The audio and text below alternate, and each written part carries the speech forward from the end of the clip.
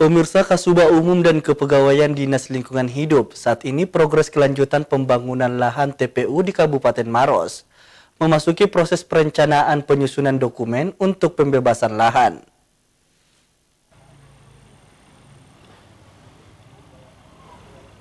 Saat ini pemerintah Kota Makassar terus mengupayakan pembangunan tempat pemakaman umum atau TPU, melihat saat ini lahan pekuburan di Kota Makassar mulai mengalami overkapasitas. Kasubag Umum dan Kepegawaian Dinas Lingkungan Hidup Pemkot Makassar, Khairul Fahri mengatakan, berdasarkan kunjungan lapangan Wali Kota Makassar Muhammad Ramdan Pomanto maupun dari pihak DLH ke Kabupaten Maros, pihaknya sepakat akan membeli lahan tersebut seluas 9 hektar dengan anggaran 25 miliar rupiah. Khairul mengatakan, sebelum melakukan pembebasan lahan terlebih dahulu DLH Makassar akan membuat penyusunan dokumen perencanaan. Setelah selesai membuat dokumen perencanaan, lalu kemudian mengajukan persetujuan ke pemerintah Kota Makassar dan pemerintah Kabupaten Maros.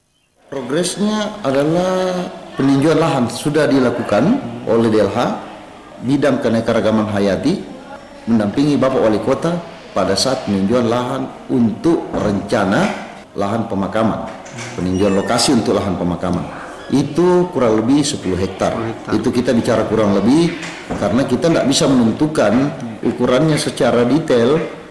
Yang bisa menentukan itu adalah pertanahan. Ya. Hanya sampai di situ progresnya. Masalah tindak lanjutnya nanti kita lihat perkembangannya gimana, menunggu arahan dan petunjuk pimpinan. Ia menambahkan, setelah kedua pihak telah setuju maka akan dilakukan pembebasan lahan dan selanjutnya akan mulai dibangun di tahun 2023 ini.